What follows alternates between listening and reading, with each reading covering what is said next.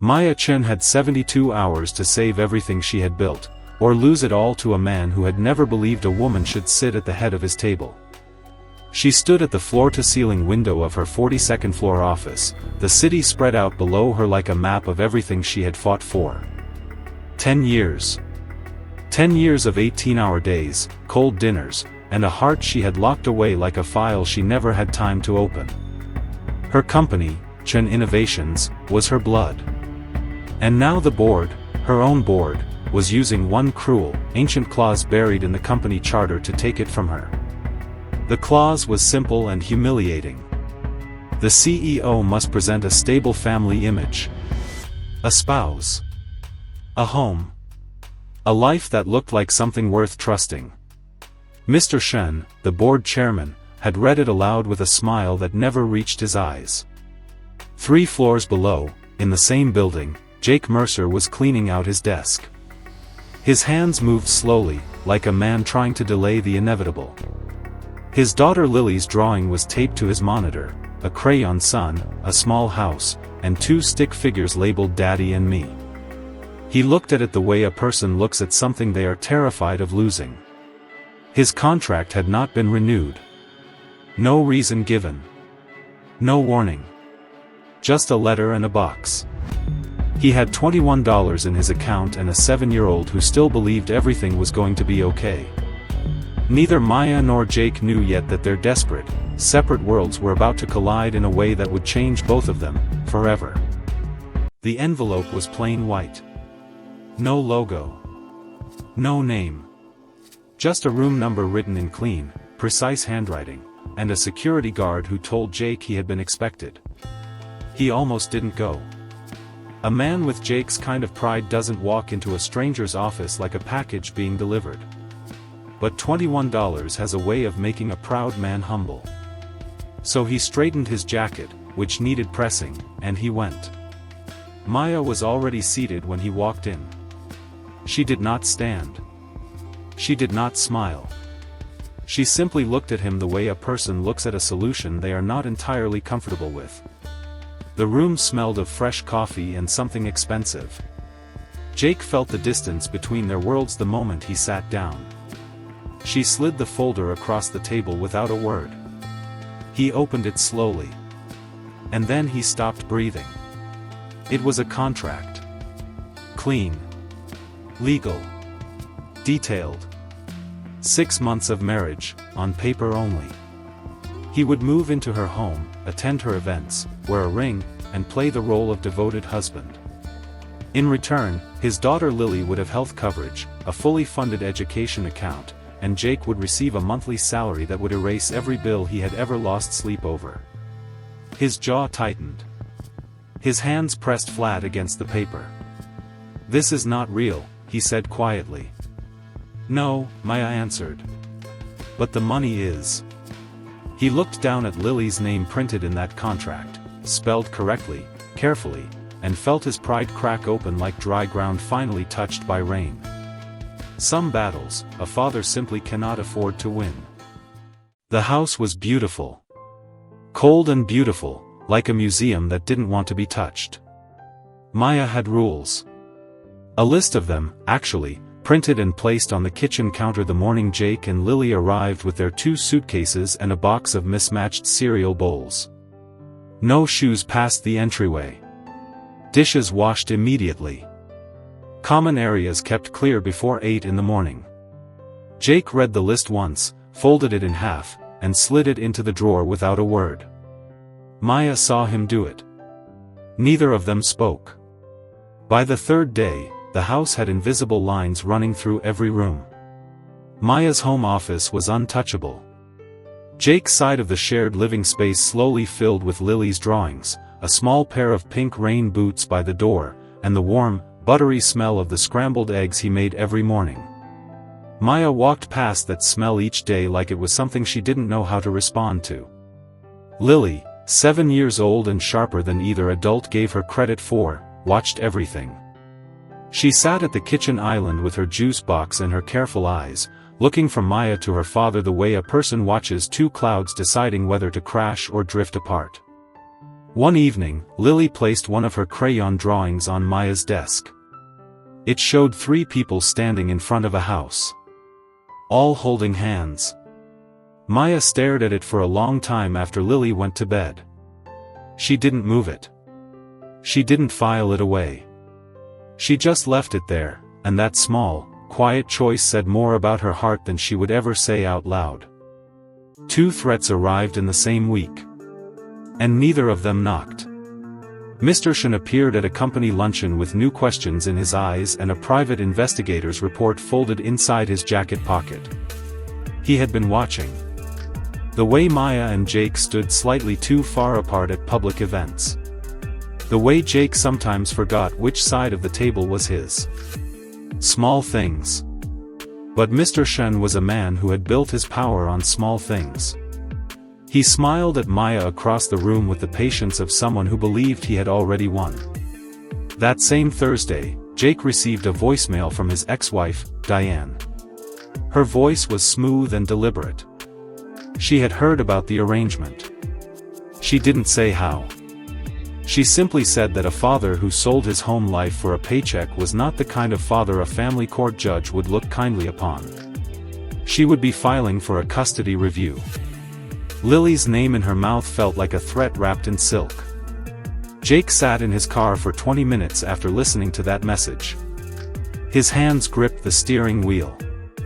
His eyes were dry but his heart was not. That evening, Maya found him still sitting at the kitchen table, the phone face down in front of him. She didn't ask questions. She simply sat across from him, poured 2 cups of tea, and pushed one toward him with both hands. It was the first genuinely human thing she had done since he arrived. And Jake felt it reach somewhere deep, somewhere he had long stopped expecting anyone to find. It was 2 in the morning when Lily's small voice broke through the silence of the house. Jake was already moving before he was fully awake. He found her curled at the edge of her bed, her face flushed deep pink, her tiny body shaking with a fever that made his heart drop straight to the floor. He gathered her into his arms, pressed his lips to her forehead the way fathers do when they are measuring fear in degrees, and carried her to the bathroom. His hands were steady. His eyes were not. He didn't hear Maya's door open. He didn't hear her footsteps in the hallway. But suddenly she was there, standing in the bathroom doorway in an oversized sweater, her hair loose, her face completely unguarded for the first time since he had known her. No boardroom expression. No careful distance. Just a woman who had heard a child cry. She didn't ask what to do. She didn't take charge. She simply lowered herself to the cold tile floor beside Jake, reached through the small space between them, and took Lily's hand in both of hers. They sat like that for a long time. The thermometer. The cool cloth. The soft sound of Lily's breathing slowly steadying.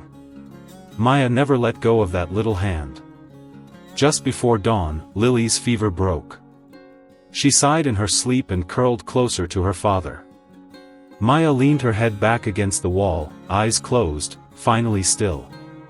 Jake looked at her in that quiet moment, truly looked, and saw something he had not expected. Beneath all that armor, she was just a person who had forgotten she was allowed to need people too. Nobody decided anything. It just started happening. The morning after Lily's fever broke, Jake noticed Maya's empty coffee cup sitting at the edge of her desk, the same spot every single day. He noticed the brand she ordered online, the exact roast, the particular ceramic cup she always chose over all the others. So the next morning, without planning to, he made a second cup. Set it on her desk before she came downstairs. Left no note.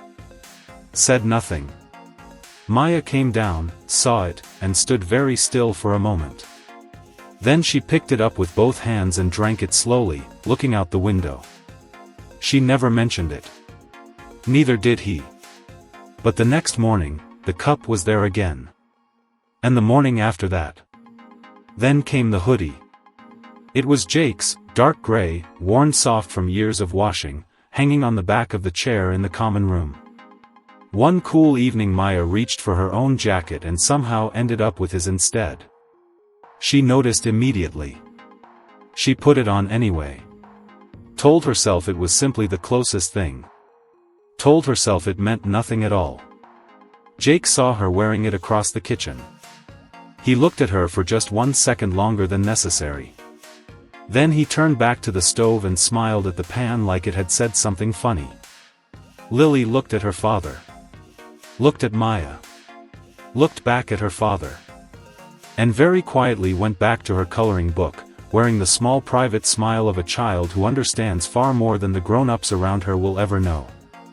He wasn't even supposed to be on the dance floor.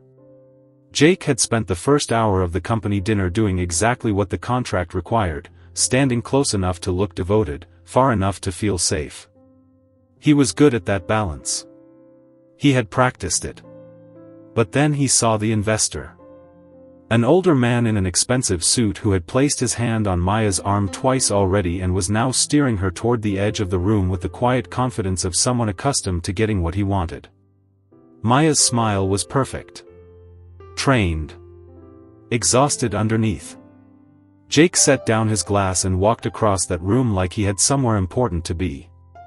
He stepped between them smoothly, placed one hand gently at Maya's side, and looked at the investor with a warm smile that carried a very clear message.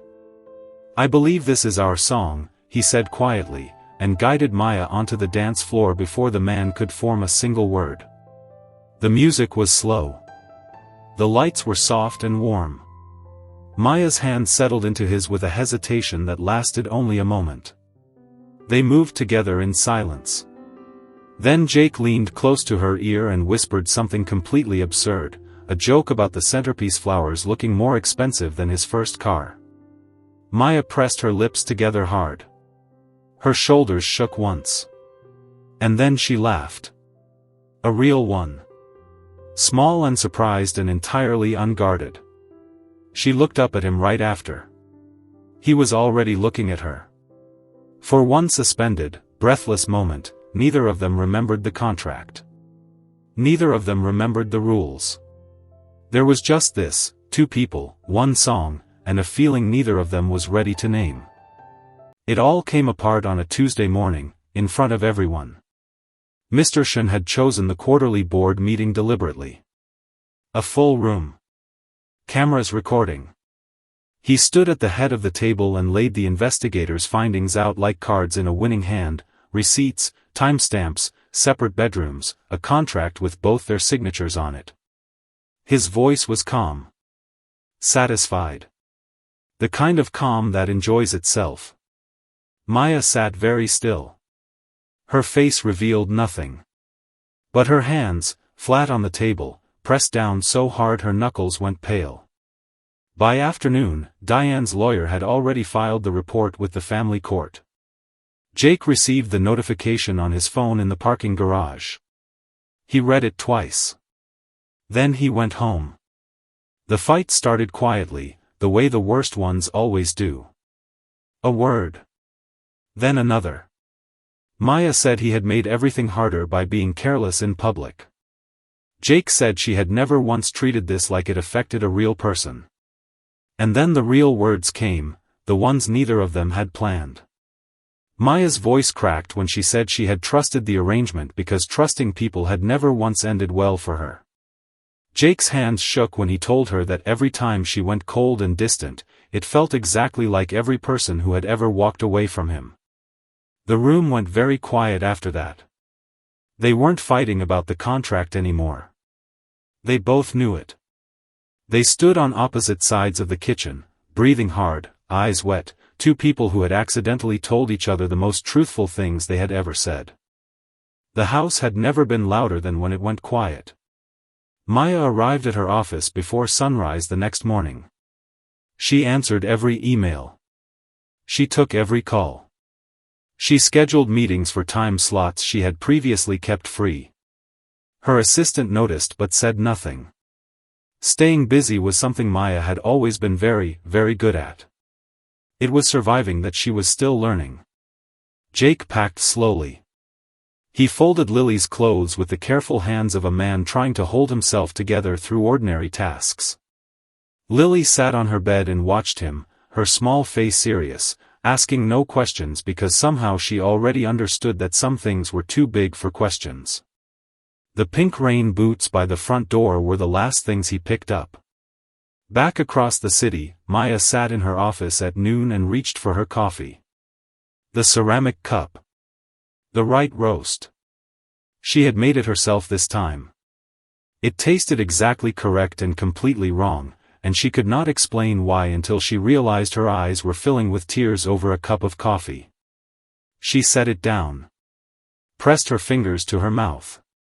And for the first time in 10 years, Maya Chen sat at her own desk and did not know what to do next. Jake drove halfway to his old apartment and then simply stopped. Pulled to the side of the road. Lily was asleep in the back seat, her cheek pressed soft against the window. He looked at her for a long moment. Then he looked at the road ahead. Then he looked at nothing at all. The belonging they had both been searching for their whole lives had been sitting quietly at a kitchen table every single morning. And they had both just walked away from it. The boardroom doors opened and every head turned. Jake stood in the doorway in his plain dark jacket, Lily's crayon drawing folded carefully in his shirt pocket. He had not called ahead. He had not prepared anything clever to say. He had simply turned the car around, driven back across the city, and walked through those doors with nothing but the truth and the courage it had taken him all morning to find. Mr. Shen rose from his chair. Maya stood frozen at the head of the table, her prepared speech printed neatly in her hands, every word carefully chosen to sound strong and unaffected and completely in control. Jake walked to the center of that room and spoke simply. He told them the marriage had started as a contract. He told them that part was true. And then he told them what else was true, the coffee every morning, the cold bathroom floor at 2 a.m., the moment he had looked at this woman and seen someone worth every frightening, vulnerable, genuine feeling he had spent years trying to avoid. He was not there to save her company. He was there because he could not spend another day pretending that what he felt was anything less than real. The room was absolutely still. Maya looked down at her prepared speech. Then she set it down. Quietly. Finally. And she looked at Jake the way a person looks at something they had stopped believing in, and then found again when they least expected it. She told the room one true thing. That she had spent 10 years building walls and 1 season learning that the bravest moment of her life was choosing to let one person through. Lily's drawing stayed in his pocket through all of it. A crayon sun. A small house. 3 figures holding hands. It had always known what they were just now learning, that fate had never needed a contract to know where they belonged. If this story touched your heart, share it with someone who still believes that love can find its way to even the most guarded soul.